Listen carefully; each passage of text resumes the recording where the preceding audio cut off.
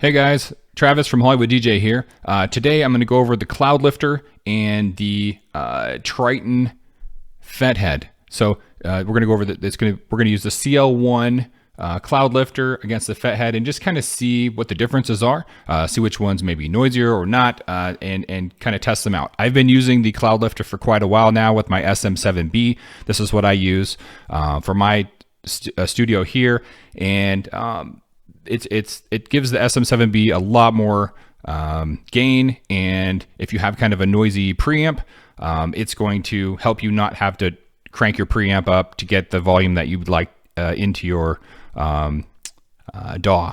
So when you're doing podcasting, you're always going to want to, if you're using SM7B, you need to have something like this in your system, either a Fet Head or a CL-1 from Cloudlifter. All right, so right now I'm using the Cloudlifter. I'm gonna go ahead and disconnect it so you can see what it sounds like without it in the system.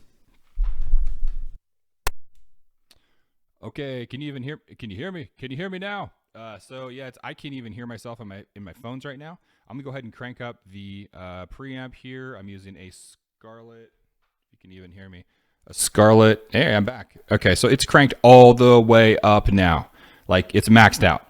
I'm using a little Gen 1 Focusrite Scarlett, and it's a pretty noisy preamp, so it's probably pretty average for any podcaster out there, and it's a pretty good real world test to see how this is going to perform. So, are you hearing the noise? Yeah, it's noisy. So it's not necessarily that the mic is noisy; it's just has low output, and with the right gain booster, it's going to clean it up, and it's going to be louder. So that's what we're looking to do here, and that's why the CL-1 or the Triton Fet Head are often sold with the SM7B, and we actually kit those up together on HollywoodDJ.com.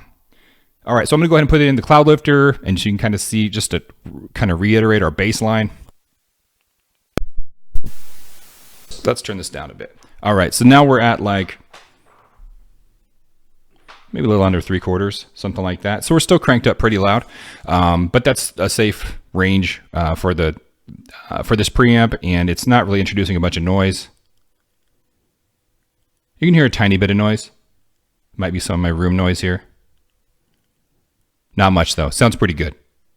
All right, for most podcasters, that's going to be just fine. You can always use the gate if you want to, clip some of that noise out of there. But this preamp on the Focusrite Gen 1, like I said, it's pretty noisy.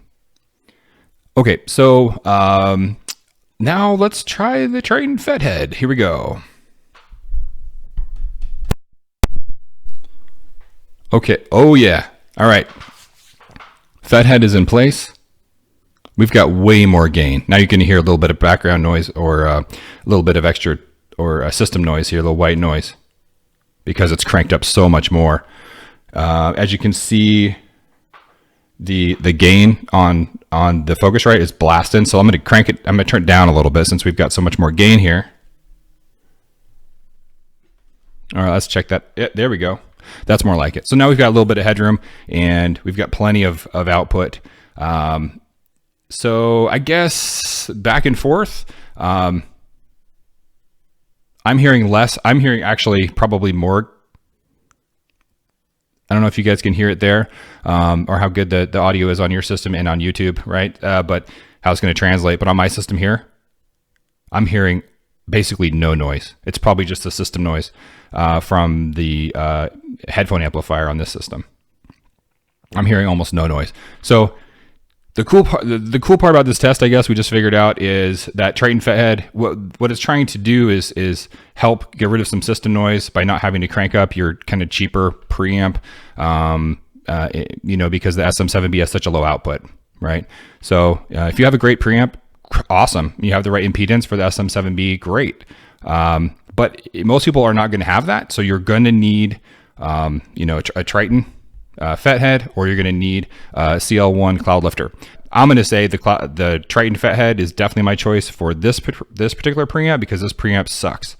All right, you may be saying, hey Travis, why did you put this Fet Head up here? Is it just for testing? Why'd you put that so close to your microphone in the signal chain, as opposed to putting it behind your gear, maybe behind your rack or something, right? Or the back of the preamp on the other end of the mic cable. So why I've chosen to do this is because it's sort of a purist thing. You're going to actually send more a hotter signal through the cable, in short, to your preamp, instead of having this signal from the mic, from the SM7B, have to travel all the way down the cable. Then you're going to actually amplify a little bit more of the cable. So in this way, it's a tiny bit less noise. I wanted to do this for the test, but this is how I run my live setup. And you just kind of, get a little Velcro strap and put it up here. It doesn't look too shabby, actually. Either one of them is going to serve you well, although the Fet Head is like $90 instead of $150.